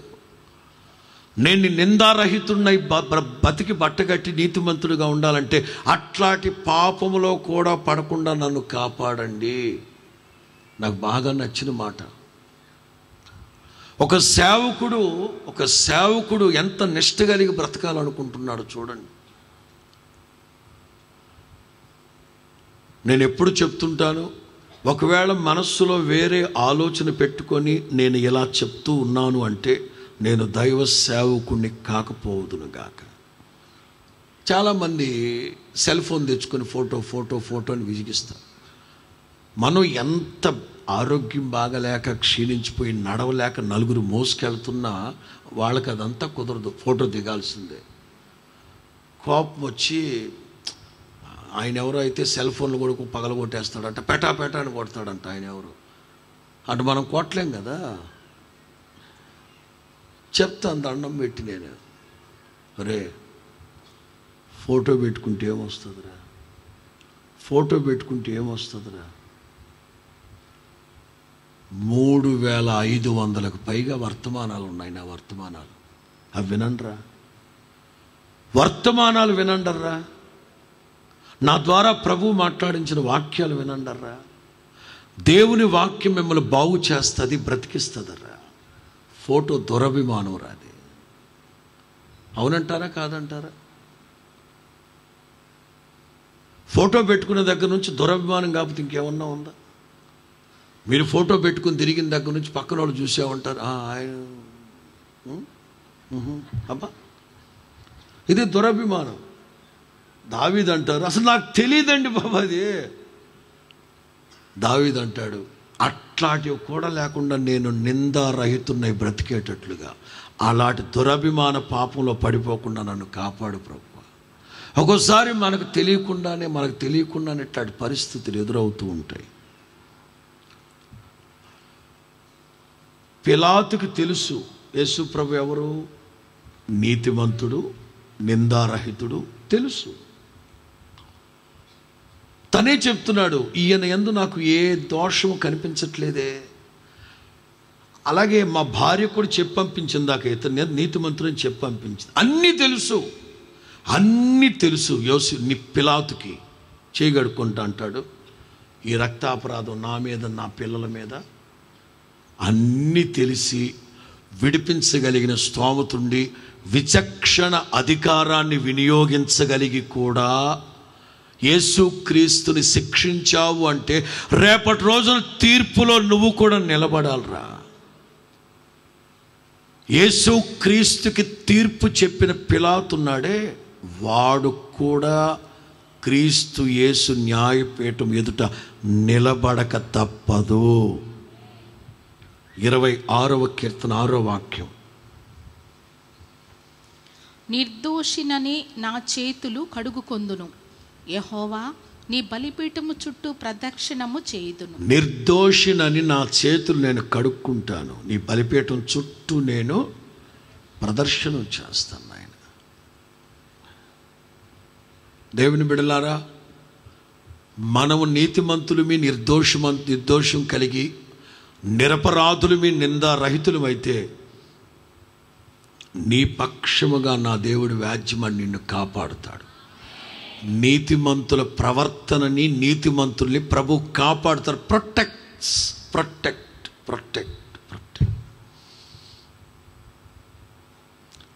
దానియేలు గ్రంథం 6వ అధ్యాయం 22. దానియేలు గ్రంథం 6:22. రాజు ఇందును గూర్చి అతి సంతోషభరితుడై, నేను నా దేవుని దృష్టికి నిర్దోషినిగా కనబడితిని కనుక, నేను నా దేవుని దృష్టికి నిర్దోషినిగా కనబడితిని. Daniel chapter 6:22. నేను నా దేవుని దృష్టికి నిర్దోషిని, నిందారహితునిగా కనబడ్డాను గనక ఆయన తన దూతను పంపించి సింహములు నాకు ఏ హాని చేయకుండా వాటి నోళ్ళని, చెప్పాను కదా, స్తోత్రం చెప్పండి గట్టిగా. నిర్నిమిత్తముగా శత్రువులు మనల్ని తరుముతూ ఉన్నప్పుడు ఆ గర్జించు సింహాల నోళ్ళకి నిన్ను నన్ను అప్పగించడు దేవుడు. స్తోత్రం చెప్పండి గట్టిగా. నీవు నిర్దోషివి, నిందారహితుడివి, నిరపరాధివి. ఇస్కరియోతు యోధాకి తెలీదా యేసు ప్రభు పరిశుద్ధుడని? ఎరా, నీకు తెలియకపోవచ్చు. 3.5 సంవత్సరాలు యేసయ్యతోనే పడుకున్నాడు, యేసయ్యతోనే తింటున్నాడు, యేసయ్యతోనే నడుస్తున్నాడు, యేసయ్యతోనే ఉన్నాడు 3.5 సంవత్సరాలు. వీడికి తెలీదా యేసు ప్రభు నిందారహితుడని? డబ్బు కోవర్ట్ వీడు. ఎవడు లంచం ఇస్తే, ఒక అపోస్తులుడై ఉండి, ఒక సేవకుడై ఉండి శత్రువుల దగ్గర లంచం తీసుకొని నీతిమంతుడు, నిందారహితుడైన నా ప్రభువుని అప్పగించేశాడు. మనతో చాలామంది ఉంటారు. వాళ్ళు పబ్బం గడుపుకోవడానికి, మనల్ని ఏ స్థాయికి దిగజార్చడానికైనా సిద్ధంగా ఉంటారు వాళ్ళు. ఎందుకంటే వాళ్ళు పబ్బం గడుపుకోవాలి అక్కడ. చివరికి మనస్సాక్షి గద్దిస్తూ ఉంది. హైపర్ టెన్షన్ వచ్చేసింది, వాడికి పగిలిపోతుంది తల. ఒక వ్యక్తి ఆత్మహత్య ఎందుకు చేసుకుంటాడు తెలుసా? మనిషి మెదడులో కెపాసిటీ ఉంటుంది. సమ్ కైండ్స్ ఆఫ్ కేబీనా, ఎంబీనా, లేకపోతే టీబీనా, లేకపోతే జీబీనా ఉంటుంది. అంతకు మించిన టెన్షన్ ఎక్కువైందంటే తట్టుకోలేక they decided to take suicide, decide అయిపోతారు. తట్టుకోలేక ఇస్కరియోతు యోధ ఇక వాడి మనస్సాక్షి వాడిని తట్టుకోలేనంతగా పీడించేసరికి ఆప్షన్ అడిగాడు, నీతిమంతుడు నిందారహితుడైన నా ప్రభువుని మీకు అప్పగించేసాను, దయచేసి వదిలిపెట్టేయండి. వాళ్ళు అన్నారు, నీతో మాకేంటి? ఏమ్మా నిన్ను ఒక మాట అడగనా? ఇస్కరియోతు యోధ ఎవరికి విరోధంగా తప్పు చేసింది? యేసయ్యకి. ఇప్పుడు క్షమాపణ అడగాల్సింది అక్కడ. మరియమ్మ మీద నిందేసి మార్తమ్మ దగ్గరికి వెళ్ళి క్షమాపణ అడిగితే ఎట్లా? మీకు అర్థమైందా? నువ్వు ఎవరికి విరోధంగా తప్పు చేసింది? ఆ యేసయ్య దగ్గరికి వెళ్ళి, యేసయ్య తప్పు అయిపోయిందంటే, పిచ్చోడా రారా అండ. ఇంకొక 5 నిమిషాల్లో సమస్తము సమాప్తమైనది అని చచ్చిపోతాడు ప్రభు. ఇది క్లైమాక్స్. ఏమ్మా ఇంకొక 5 నిమిషాల క్రితం కుడివైపునున్న దొంగ, నేరస్తుడు, బందిపోటు, నరహంతకుడు, నటోరియస్ సిన్నర్, ప్రభువా ఈ రాజ్యంతో వచ్చినప్పుడు నన్ను జ్ఞాపకం చేసుకో, నేడు నాతో కూడా నీవు పరదైసులో ఉందుగాక. 5 నిమిషాల్లో చచ్చిపోయే మునుపు నా ప్రభు వాణ్ణి క్షమిస్తే నరహంతకుణ్ణి, నువ్వు సేవకుడు కదా, అపోస్తలుడు కదా, నిన్ను క్షమించడా నా ప్రభు? నిన్ను క్షమించడా? తెలుసు ఆ సేవకుడు నీతిమంతుడు నిందారహితుడని తెలుసు. కానీ ఎవరినో సంతోష పెట్టడం కోసం, ఎవరి దగ్గర పబ్బం గడుపుకోవడం కోసం ఎంతకైనా దిగజారిపోవడం. దేవుడు ఇవన్నీ సమీక్షించి, యెహోవా లెగు నాయనా లెగు, బాధపడుతున్నారు వాళ్ళు, ఇంకెంతకాలం కాపాడు అట్లాంటి నిందారహితులు, నిరపరాధులు, ఏ పాపం పుణ్యం ఎరగని వాళ్ళు, వాళ్ళ మీద అట్లాంటి నిందలు దూషణ వేస్తున్నావు, చూస్తే ఎలా ఉండగలుగుతున్నావు ఆయనవా? అట్లా ఒకవేళ మీలో ఎవరైనా నిర్నిమిత్తంగా నిందించబడుతూ దూషించబడుతూ ఏ అన్యం పుణ్యం ఎరగని మీ మీద దూషణ వదరబోతు మాటలు మాట్లాడుతున్నారా? ప్రార్థన చేయండి, నిశ్చయముగా నా ప్రభువే మనల్ని కాపాడును గాక. 3వ మాట,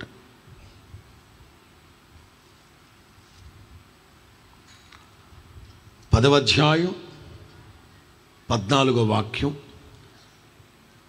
చివరికి వెళ్ళిపోండి. 10వ అధ్యాయం 14వ వాక్యం, తండ్రి లేని వారికి నీవే సహాయుడవై ఉన్నావు. 3వ మాట, ఫాదర్లెస్, వీళ్ళకి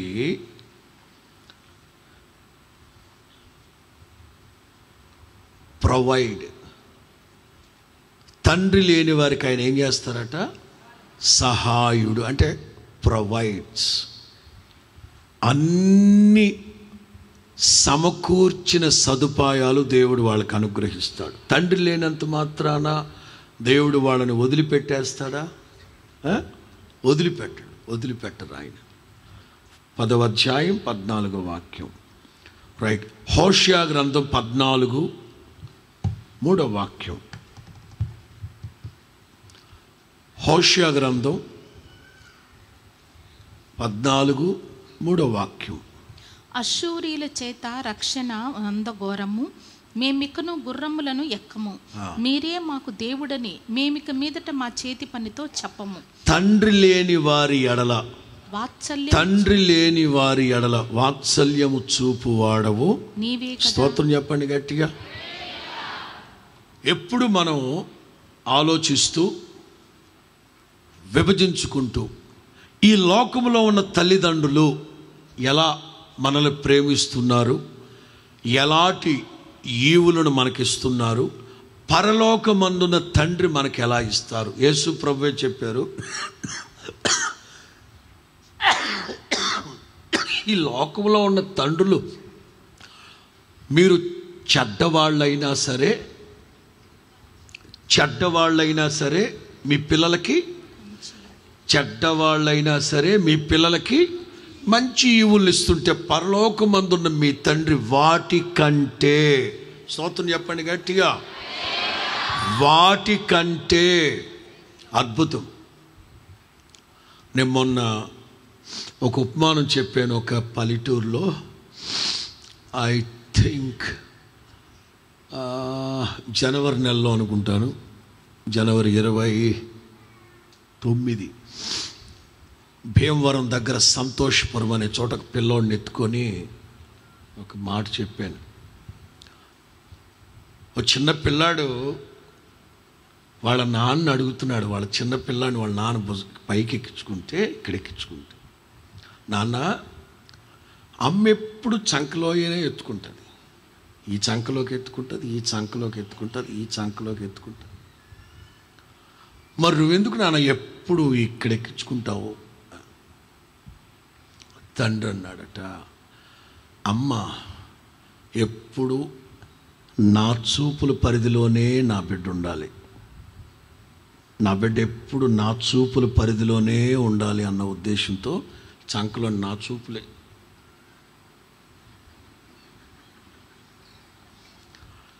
మరి మీరెందుకు నన్ను పైకి ఎక్కించుకున్నారంటే, ఏనాటికైనా నా కొడుకు నన్ను తలెత్తుకునేటట్లు చేస్తాడు అని తల మీదకి ఎక్కించుకుంటాడు.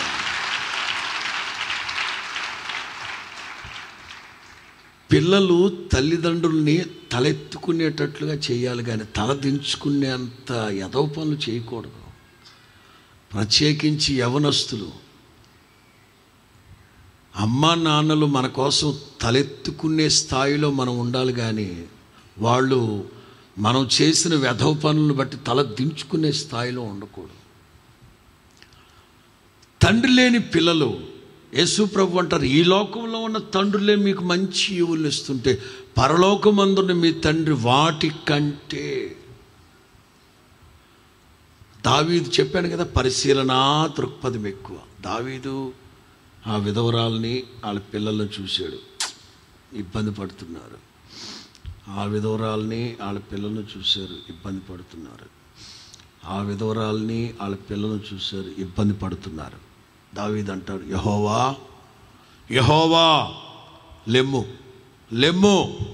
అదిగో తండ్రి లేక, కుటుంబానికి ఆధారం లేక, మార్గదర్శి లేక, దిశా నిర్దేశం చేసేవాళ్ళు లేక చూడు ఎట్లయిపోయారు. ఆ బాధపడుతూ ఉన్న వాళ్ళకి సహాయం చేయడానికి వాళ్ళు మర్చిపోవద్దయా. ఆ ఇంటి ఆయన చనిపోయినంత మాత్రాన ఈ ఆడకూతుర్ని పిల్లలు మర్చిపోతావు నువ్వు? మర్చిపోమాక. బాధపడుతుంది ఆవిడ పిల్లలను పెట్టుకొని, చిన్న పిల్లలు. ఆడొచ్చి కమతానికి తీసుకెళ్తాను అంటున్నాడు. ఎవరో రాజుల 2వ గ్రంథం 4వ అధ్యాయంలో, రాజుల 2వ గ్రంథం 4వ అధ్యాయంలో అప్పులు ఇచ్చిన వాళ్ళందరూ వచ్చి ఆ విధవరాలను అంటున్నారు, అమ్మా మీ ఆయన ఎక్కడా? చనిపోయాడండి. రై దాంతో మాట్లాడండిరా, ఇంట్లో ఉన్న సామాన్లన్నీ తీసుకొచ్చి జమ చేయండిరా. ఏమున్నాయి గోంగూర కట్ట జమ చేయడానికి ఇంట్లో? నెల రోజులుగా అవి తాకట్టు పెట్టే పిల్లలు పోషించింది నేను. వీడి సావు కబురు నెల రోజుల తర్వాత తెలిసింది అప్పుల వాళ్ళకి. ఈలోగా ఈవిడ ఇంట్లో ఉన్న సామాన్లన్నీ తాకట్టు పెట్టేసి పిల్లలకు బోవెట్టేసింది. ఇప్పుడు ఏం చేద్దాంరా? ఈ పిల్లలిద్దరిని కమతానికి తీసుకెళ్ళిపోదాం. దేవుడు వదిలిపెడతాడండి. అందుకే పిల్లల కమతానికి తీసుకెళ్ళిపోతానంటున్నారు. యెహోవా లెమ్ము త్వరగా, మీ చెయ్యి పైకెత్తు నాయనా, మీ చెయ్యి పైకెత్తు. మీ చెయ్యి ఎత్తితే, హల్లెలూయా హల్లెలూయా, మీరు చెయ్యెత్తితే దీవెన వర్షం కురిపించబడుతుంది. మీరు చెయ్యెత్తితే ఆకాశ వాకళ్ళు వెప్పబడతాయి. మీరు చెయ్యెత్తితే పట్ట జాలని. అదిగో విధవరాలు బాధపడుతుంది. ప్రభువా సరే, నిజంగా తండ్రి లేని, నేను ఇక్కడ రాసుకున్నాను, అందరి ద్వారా విడవబడింది. ఆ కుటుంబానికి దిశానిర్దేశం చేసేవాళ్ళు ఎవ్వరూ లేరు, మార్గదర్శిగా ఎవ్వరూ లేరు. ఇంకా ఆవిడే. ఇక అట్లా టైంలో నేను ఇక్కడ ఒక మాట రాసుకున్నాను. దేవుని దగ్గర అన్నీ చెప్పాలి. 2, వాస్తవాలు చెప్పాలి. 3, సేవకుల యొక్క పర్యవేక్షణలోనే నడవాలి. 1, అన్నీ చెప్పాలి. 2, వాస్తవాలు చెప్పాలి. 3, సంఘాన్ని సేవకుల్ని వదిలిపెట్టకూడదు. ఒకవేళ మీ బంధువులు దూరమైన పర్వాలేదు, సేవకుల్ని చెప్తా, అన్నీ చెప్పాలి. సేవకుడి దగ్గరకు వచ్చి చెప్పింది, ఏమండి మా ఆయన మీ దగ్గర గతంలో బైబిల్ సెమినార్ చేశాడు కదా, మీకు తెలుసు కదా. అవును. భక్తి కలిగిన దైవజనుడు తెలుసు కదా. తెలుసు. మా ఆయన చనిపోయాడండి. అంతవరకు చెప్పకూడదు, వాస్తవం చెప్పాలి. ఏమిటా వాస్తవం? అప్పులు చేసి చేసి చేసి, అంటే మా ఆయన గురించి సేవకుల దగ్గర బ్యాడుగా చెప్తే బాగూడదు. మా ఆయన ఇంద్రుడండి బాబా, చంద్రుడండి బాబా, బాబా బాబా అనకూడదు. వాస్తవాలు చెప్పాలి, అన్నీ చెప్పాలి.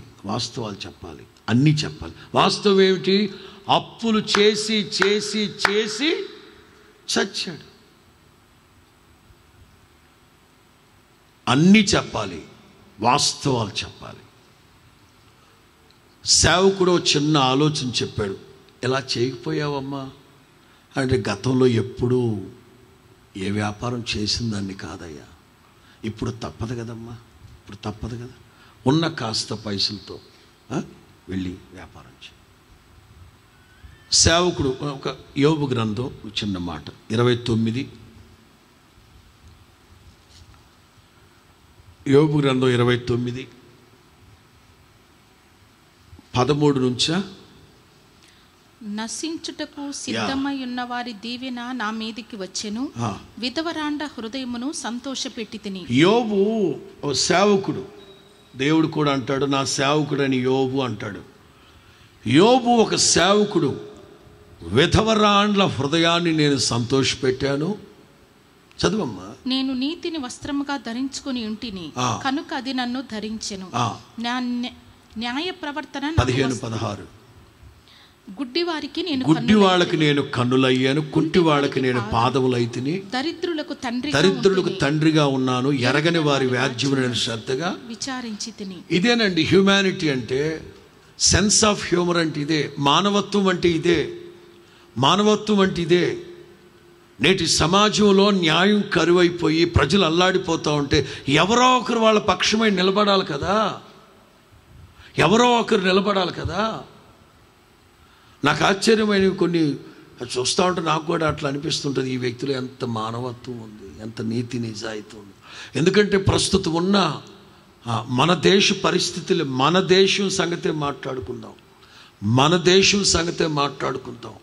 వాళ్ళకున్న ఇన్ఫ్లుయెన్స్ని బట్టి, వాళ్ళకున్న పలుకుబడిని బట్టి, వాళ్ళకున్న వాళ్ళ చేతుల్లో ఉన్న వాటిని బట్టి పేద లేకపోతే నీతిమంతులు, నిజాయితీ కలిగిన వాళ్ళు తొక్కి పడేస్తున్నారు. వాళ్ళ కొరకు న్యాయం వాదించేది ఎవరు? విచారించేది ఎవరు? తండ్రి లేని పిల్లల పక్షంగా వ్యాజ్యమాడేది ఎవరు? ఎవరున్నారు చెప్పండి? సేవకులుగా చెప్పంటే ఇన్ని చెప్పగలం. పాస్టర్ గారు మీకు తెలుసు కదా, ఉమ్మడిలో 18 ఎకరాలు ఉండేది. 3 అన్నదమ్ముళ్ళు, 6 3 18, ఒక్కొక్కళ్ళకి 6 ఎకరాలు వస్తుంది. మా ఆయన మధ్యలో వాడు చనిపోయాక బెదిరించి భయపెట్టి 2 ఎకరాలు మాకు అంటగట్టి, నీకు 2 పిల్లలేగా, వాడికి 1 ఎకరం మీకు 1 సార్లే అని మిగతా 4 ఎకరాలు పెద్ద ఆయన చిన్న ఆయన బలవంతంగా రాయించేసుకున్నారు. ఏది ఆ విధవరాలకి న్యాయం? ఏది ఆ పిల్లలకి న్యాయం? ఏది? ఇప్పుడు ఎవడో దోచుకుంటుంటే పెదనాన్న చిన్నాన్న దగ్గరుండి అనాలిది వాళ్ళే. అందుకే అనేది విధవరాళ్ళు. తండ్రి లేని వాళ్ళు అంటే దాని అర్థం ఏంటి? కేవలం పిల్లలకి తండ్రి లేడు, ఆవిడికి విధవరాలు. దేవుని మీద ఆధారపడి ఉంటుంది. అట్లాంటి వాళ్ళకి కీడు చేస్తే ఏ ఒక్కడు బతికి బట్టగట్టడు, పురుగులు పడిపోతారు. అమ్మో బాబు కోపం ఉన్నట్టున్నారు మీరు, ఏదో జరిగినట్టుంది మీకు అన్యాయం. మన దేవుడు రాషుమ కలిగిన దేవుడు. అందుకే దావీదు అంటే యెహోవా లెమ్మో లెమ్ము. ఇదిగో తండ్రి లేని పిల్లలు బాధపడుతున్నారయ్యా. వాళ్ళ ఆస్తి వాళ్ళకి రాక, వాళ్ళ సొంతిల్లు వాళ్ళకి రాక, వాళ్ళని ఆదరించేవాళ్ళు లేక, దిశానిర్దేశం చేసేవాళ్ళు లేక ఇదిగో అల్లాడిపోతున్నారు ప్రభువా. ఆలన పాలన కరువైపోయింది. బాసటగా నిలవాల్సిన బాబాయిలు పెదనాన్నలే ఆ దుర్మార్గంగా ఉన్నారు ప్రభువా. నువ్వు లేవాలి, వాళ్ళకి న్యాయం చెయ్యాలి. వాళ్ళకి ఏం చేస్తాడంటే ప్రొవైడ్స్, వాళ్ళకి ఇప్పిస్తాడు దేవుడు. యేసు నామములో స్తోత్రం చెప్పండి గట్టిగా, స్తోత్రం చెప్పండి గట్టిగా. ఏం చెప్పాను నేను ఇక్కడ? అన్నీ చెప్పాలి, వాస్తవాలు చెప్పాలి. నూనె, అన్నిట్లో నూనె నిండిపోయింది. ఇక ఆవిడ రిలయన్స్ తోడికి, డీమార్ట్ తోడికి, బీమార్ట్ తోడికి, ఎంమార్ట్ తోడికి, జెడ్ మార్ట్ తోడికి అందరికి పోసేసి మిగతా తలకు పోసుకుందా? అన్నీ నిండిపోయాయా? తనకి సేవకుడి దగ్గరకు వచ్చింది. మీ మాట చొప్పున అన్నీ చేశారు, ఇప్పుడు ఏం చేయమంటారు? అమ్మి అప్పులు కట్టేసి, అంటే సంఘాన్ని, మిగతా బంధువులు వద్దు, వాళ్ళు ఎంతవరకు నమ్మకస్తులు, బంధువులు ఎంతవరకు నమ్మకస్తులు, దేవుని సేవకుడు, దేవుని సంఘం ఇంపార్టెంట్. దేవునికి స్తోత్రం చెప్పండి. నాలుగో మాట పేదోళ్ళు, పూర్ పేదోళ్ళు. తెలుగు బైబిల్లో బాధపడుతున్న వాళ్ళు అని ఉంది, బట్ ఇన్ ఇంగ్లీష్ పూర్. 9వ వాక్యం ఆఖరి 2 లైన్లు. బాధపడు వారిని పట్టుకొన పొంచి ఉందురు, బాధపడు వారిని తమ వలలోనికి లాగి పట్టుకొందురు. ఇంగ్లీష్ బైబిల్లో ఆ 2 చోట్ల పూర్ పేదోళ్ళు, పేదవాళ్ళు ఏం చేస్తారంటే వీళ్ళు, చదవమ్మా, పేదవారిని పేదవాళ్ళని పట్టుకోవాలని పొంచుంటారట. పేదవాళ్ళని లాగి తమ వలలోకి లాగి. ఎందుకంటే పేదోళ్ళు బలహీనులు, బలం లేనోళ్ళు. అందుకే నేను అంటున్నా, పేదోళ్ళని ఇక్కడ ఏం చేస్తారంటే స్ట్రెంగ్తన్. 4వ మాట, పేదవాళ్ళని దేవుడు బలపరుస్తారట. స్తోత్రం చెప్పు గట్టిగా. కొన్నిసార్లు అంటారు, రే వాడు బాగా బలిసినోళ్ళు రే. ఏంటి తమ్ముడు చెప్పమ్మా?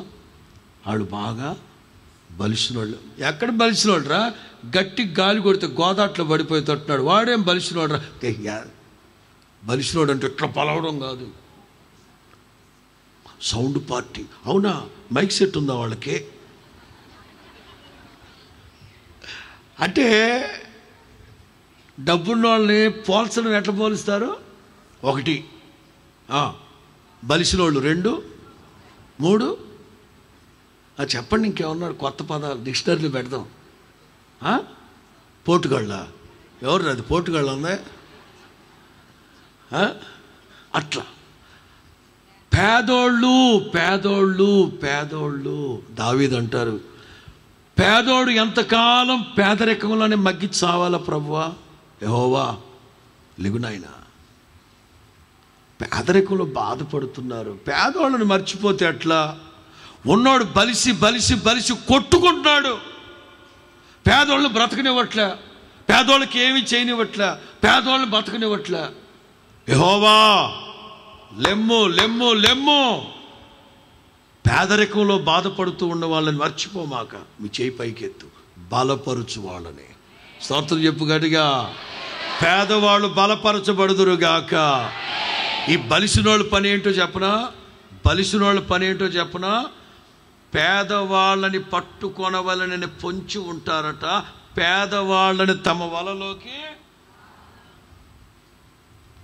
అదే కదా. ఉమ్మడి ఆంధ్రాగా ఉన్నప్పుడు ఆగస్టు 15వ తేదీన ప్రార్థనా వీరుల సమావేశం జరుగుతుంది కదండి. ఆవేళ ఉదయాన్నే హైకోర్టు జడ్జి గారి తరఫున ఒక బ్రదర్ ఫోన్ చేసి, పాస్టర్ గారు, జడ్జి గారు చిన్న ప్రేయర్ రిక్వెస్ట్, ప్రేయర్ చేయించమన్నారు. దేనికోసం? మన రాష్ట్రంలో ఉన్న కేసులు, మన రాష్ట్రమే కాదు దేశంలో కూడా 95% పైగా కేసులన్నీ పేదోళ్ళవి. ఏ పేదోళ్ళు? ఓ పల్లెటూరు ఉంది, ఆ పల్లె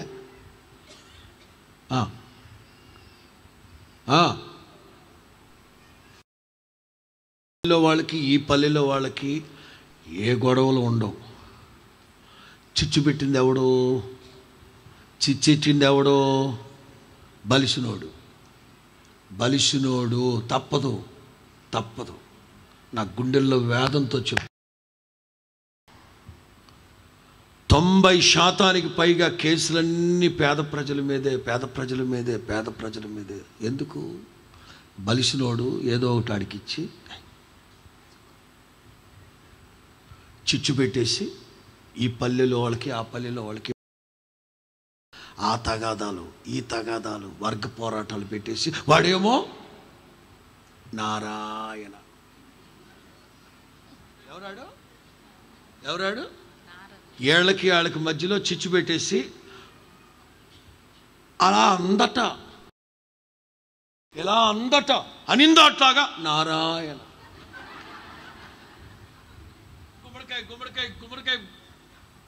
గుమ్మడికాయ వీణ పట్టుకొని వెళ్ళిపోతాడు.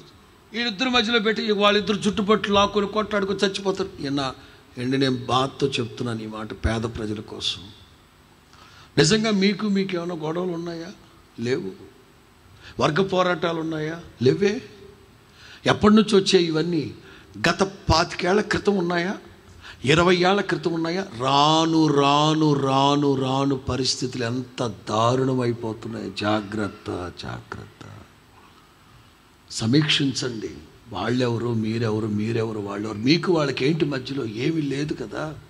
ఎందుకు? వాళ్ళెవరి కోసమో మీరు ఒకరు తప్పుచ్చుకొని చంపుకోవడాలు, పొడుచుకోవాలి. ఎందుకు ఇదంతా? మీరు బలహీనులు కనుకనే. అందుకే కదా బడుగు బలహీన వర్గాల పక్షముగా మేము. ఎవడుంటాడు? మీకు ఆ గమ్మత్తు చెప్పనా? మీరే బలవంతులు. దేశంలో 90% మీరే బలవంతులుగా ఉంటూ వాడేంటి మనల్ని బలపరిచేది? బడుగు బలహీన వర్గాలు మేము. పెద్ద లెగిసి వచ్చాడయ్యానా? ఆలోచించండి. దావీదు అంటాడు, బలహీనులు ప్రభువా, వాళ్ళు ఎంతకీ బలహీనులుగా అట్లాగే బలవంతులేమో వాళ్ళని లాగి వాళ్ళని ఆడిస్తున్నారు. ఒక్కసారి వాడి వలలోకి వెళ్ళామంటే బయటికి రాగలమా? ఒక్కసారి వాళ్ళలో పడిపోతే బయటికి రాగలమా? రాలేం. వద్దామని ప్రయత్నించినా వాడు పెటా అని కొడతాడు. ఎవడు? మత్స్యకారుడు. చేప వలలో పడింది, తప్పించుకుందామని బయటికి వెళ్దామంటే సారీ వెళ్తాం అంటాడా? అక్కడ చెక్క మొక్క తీసుకొని పెటా అని కొడతా, దెబ్బకి పోతావు. నువ్వు బయటకు వద్దామని రానివ్వడాడు. ఒక్కసారి వాడు వాళ్ళలోకి వెళ్తే రానివ్వడు వాడు. జాగ్రత్త. మనకి వద్దు. మాన్యత కలిగిన సంపూర్ణమైన భక్తి చేసుకుంటూ ప్రభు రాకడికి వెళ్దాం. అట్లాంటి వాటిలో ఏళ్ళు కాళ్ళు పెట్టద్దు. అసలు చెక్కద్దు వాళ్ళ చేతికి. వాళ్ళ వలలోకి వెళ్ళొద్దు పొరపాటు. పేదవాళ్ళని దేవుడు ఏం చేస్తారట? 34వ కీర్తన 6వ వాక్యం.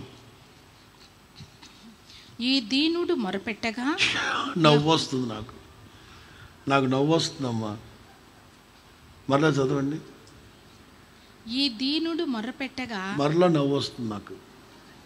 మీరు చదివే విధానాన్ని బట్టి కాదు. ఆ కీర్తన రాసింది ఎవరు? దావీదు. మరి ఆయన దీనుడా? 5,030 టన్నుల బంగారు ఇచ్చాడు. 30,900 టన్నులు వెండి ఇచ్చాడు మందిరానికి. ఎవడు పేదోడు? ఎవడు దీనుడు? ఎవడు దీనుడు? దావీదు దీనుడా? దావీదు పేదోడా? ఏంటి నాకు అర్థం కాదా? ఈ దీనుడు మొరపెట్టగా యెహోవా ఆలకించి. స్తోత్రం చెప్పండి గట్టిగా. మనకి ఎంతున్నా ఇందాక సేవకులు పాడారు కదా, ఇందాక నీ హస్తపు నీడకు పరుగెత్తగా నీ కృపతో నిల్పితివా, సన్నిధిలో దీనుడనై కాచుకొనేదని కృప. హల్లెలూయా. చాలనుకుంటాను. Cut shot. 5వ మాట 16వ వాక్యం. యెహోవా నిరంతరము రాజై ఉన్నాడు. ఆయన దేశములో నుంచి అన్యజనులు నశించిపోయిరి. 5వ గ్రూప్ అన్యజనులు, ద హెదన్ పీపుల్, అన్యజనులు.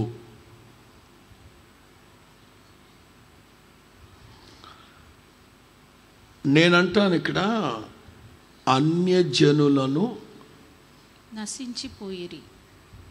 యెహోవా నిరంతరం రాజై ఉన్నాడు. ఆయన దేశములో నుంచి అన్యజనులు చెప్పండి. దేశంలో నుంచి అన్యజనులు నశించిపోయిరి. దేవా, ఇదిగో ఈ దేశంలో అన్యజనుల్ని తొక్కేస్తున్నారు, చంపేస్తున్నారు. అన్యజనులు. నేను మీకు ఇక్కడ చెప్పదలిచిన మాట, అన్యజనులకి దేవుడు ఫుల్ గాస్పల్ అన్యజనులు నశించిపోకుండా దేశంలో అన్యజనులు ఉన్నారు. ఎంతో చెప్పాలి. లోకమును అద్వితీయ విశ్వాసం ఉంచువాడు నశింపక. దావీదు సమాజంలో ప్రజలను చూస్తున్నాడు. అన్యజనులందరూ చెప్పండి, అన్యజనులందరూ యెహోవా లెమ్ము, యెహోవా లెమ్ము. ఇదిగో దేశంలో అన్యజనులు నశించిపోతున్నారు. అర్జెంటుగా దేవుని వాక్యం సువార్త లేక నశించిపోతున్న ఈ ప్రజలకి మీ కుడి చేతిని పైకెత్తి సువార్తను పంపించండి. మన భారం అదే కదా. ప్రజలు నిజమైన దేవుడు ఎవరో తెలియక నశించిపోతున్నారు ఈ లోకంలో. ఇప్పుడు వాస్తవంగా అన్యజనులు అంటే యూదా మతస్థులే ఒరిజినల్, కానీ వాళ్ళందరూ అన్యజనులు. ఇప్పుడు మనం దేవుని బిడ్డలం గనక ఈ దేశంలో ఉన్న వాళ్ళందరూ అన్యజనులు. వాళ్ళు నశించిపోతున్నారు. దావీదు బాధ అదే. మనం కూడా బాధపడాలి, మనకు కూడా కన్నీరు కార్చాలి. ఏమిటని? ఏ ఒక్కరు నశించిపోవటం నా దేవుని చిత్తం కాదు. నీ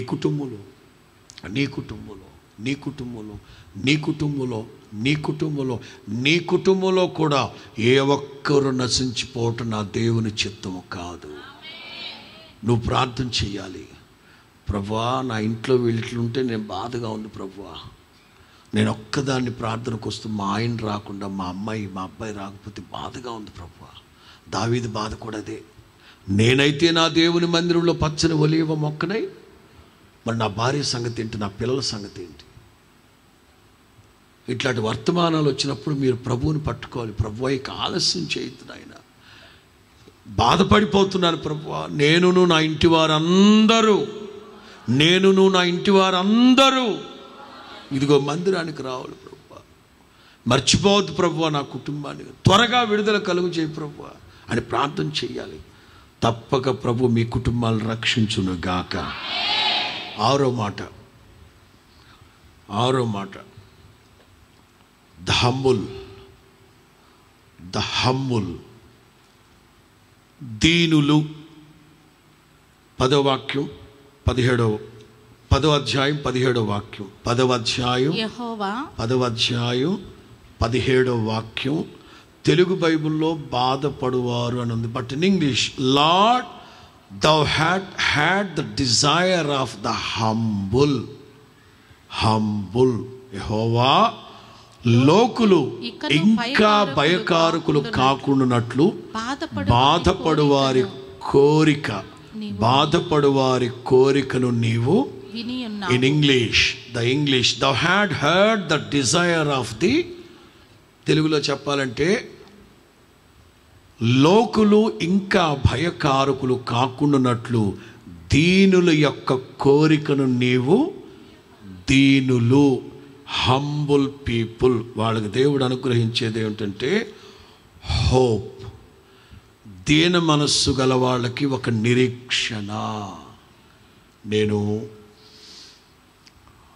డిసెంబర్ సంవత్సరం ఆఖరిలో జరిగిన ఉపవాస ప్రార్థన 27, 28, 29 కదా, 29వ తారీఖు పగలు ఒక 10 పాయింట్స్ చెప్పాడు. 10 పాయింట్స్. నిశ్చయముగా నీ ఆశ భంగము వచ్చుగతి రానే. తెలుగు బైబిల్లో కన్ఫ్యూషన్గా ఉంది. ఆ రోజు నేను చెప్పింది ఏంటంటే, నిశ్చయముగా నీవు కోరుకున్నది 2024లో జరుగును గాక. నీ ఆశ భంగము కానేరదు. ఒక నిరీక్షణ.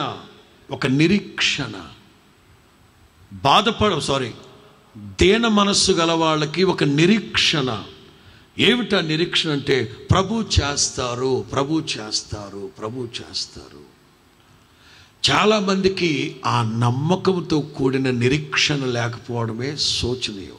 దావీదు కూడా చాలామందిని పరీక్షించి అంటాడు, దేవా, మీరు గనక వీళ్ళ జీవితంలో ఇంకా కార్యాలు చేయకపోతే వీళ్ళు విశ్వాసంలోంచి త్రొట్టిల్లిపోతారు. అందుచేత లెమ్ము, బాధపడుతున్న వీళ్ళకి త్వరగా కార్యాలు చేయి, మీ కుడి చేతిని పైకెత్తు. నిరీక్షణ కోల్పోయే ప్రమాదం ఉంది, జాగ్రత్త. ప్రతిదానికి ఒక టైం లిమిట్ ఒకటి ఉంది. డాక్టర్లు అంటారు, చూద్దామండి, ఒక 48 అవర్స్ చూశాక ఎంత ఈ గుండెకాయ కొట్టుకునే టైం ఇక 48 అవర్సే. 48 అవర్స్ తర్వాత ఏదైనా కొంచెం కొట్టుకుంటుంటే ఇటు బతికి బట్టగడతాడు, లేకపోతే పోతాడని అర్థం. ప్రతిదానికి ఒక టైం లిమిట్ ఒకటి ఉంది. దేవుడు అబ్రహాముతో చెప్తారు, ఇస్సాకును తీసుకొని ఇక్కడికి 50 కిలోమీటర్ల దూరం, మోరియా పర్వతం అని ఉంటుంది. ఇక్కడికి 50 కిలోమీటర్ల దూరం, 72 గంటల ప్రయాణం. అర్థమవుతుంది? 72 hours, 50 కిలోమీటర్స్, 3 days. అబ్రహాము యొక్క నమ్మకము, విశ్వాసం 72 గంటలే. ఇంకొక గంట దాటిందా, దేవుడు లేడు, జీవుడు లేడు. చెప్పు గట్టిగా. ప్రతి ఒక్కళ్ళకి అంతే, ఒక లిమిట్ ఒకటి ఉంటుంది. ఆ లిమిట్ వరకే దేవుడు ప్రభా స్తోత్రం. ఆ తర్వాత దేవుడు లేడు. అందుకే దేవుడు కూడా అదే భరించగలిగినంత శోధన తప్ప ఎక్కువైన శోధన మీకు కొంతమంది వస్తుంది. ఆ ఎక్స్ప్రెషన్కే మనకు అన్నం తినబుద్ధి కాదు. భరించలేకపోతే అబ్బా, బైబిల్లో ఏమనుంది? మీరు సహింపగలిగినంత శోధనే దేవుడు మీకు, అంతకు మించి 1 మిల్లీమీటర్ కూడా పెట్టడు దేవుడు. అది అర్థం చేసుకోవాలి.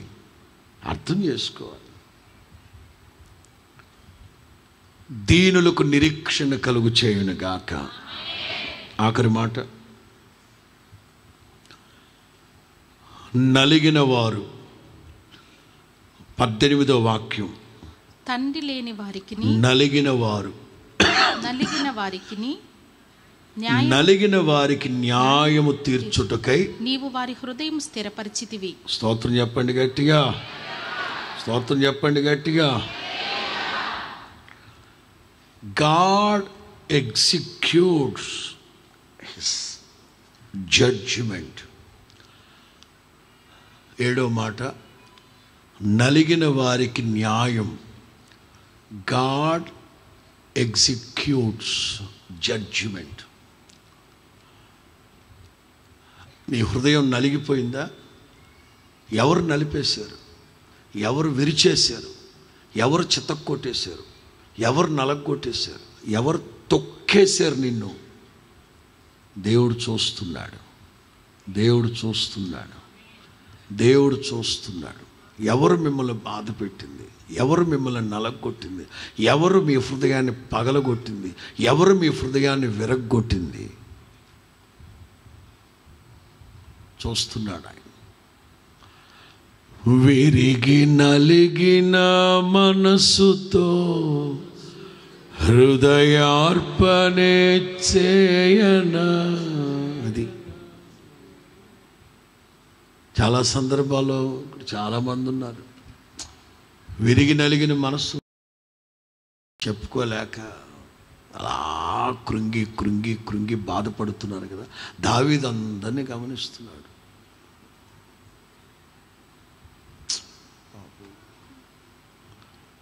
అతని హృదయం నలిగిపోయింది, అతని హృదయం విరిగిపోయింది, అతని జీవితం పాపం. అంటాడు, యెహోవా లెమ్ము.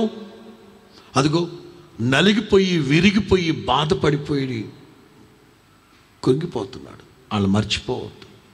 మీ చేతిని పైకెత్తి అర్జెంటుగా న్యాయం చేయి. ఆ బిడ్డకి అర్జెంటుగా న్యాయం చేయండి. వాళ్ళకి 7 మాటలు చెప్పాను. ఏ కోణంలో మీరు దేవుని యొక్క న్యాయాన్ని కోరుకుంటున్నారో ప్రార్థన చేయండి.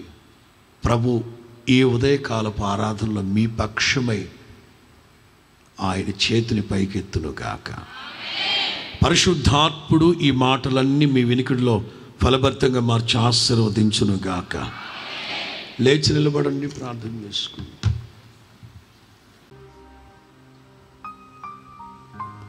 స్తోత్రం స్తోత్రం స్తోత్రం నాయనా. పరిశుద్ధుడా, ప్రేమగల తండ్రి యేసురాజా, ఈ ఉదయకాలం తండ్రి మా మధ్యలోకి దిగి వచ్చి తండ్రి పాస్టర్ ద్వారా తండ్రి మంచి వర్తమానం అనుగ్రహించినందుకే స్తోత్రం స్తోత్రం స్తోత్రం స్తోత్రం స్తోత్రం.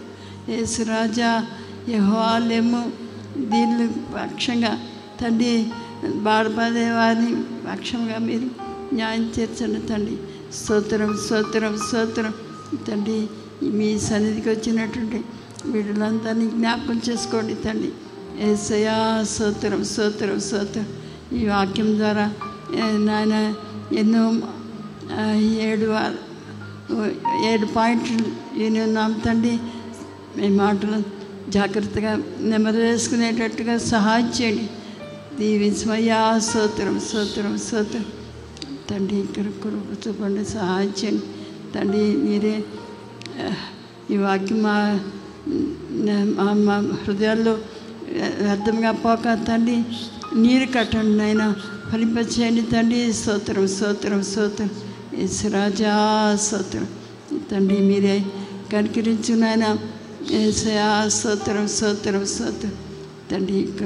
కృప చూపి వచ్చిన ప్రతి బిడ్డను దీవించి ఆశీర్వదించి వాక్యం చూపిన పాస్టర్ గారిని కూడా బలపరిచిన ఆయన అభిషేకించి ఇంకా బలంగా వాడుకోండి తండ్రి. స్తోత్రం స్తోత్రం స్తోత్రం.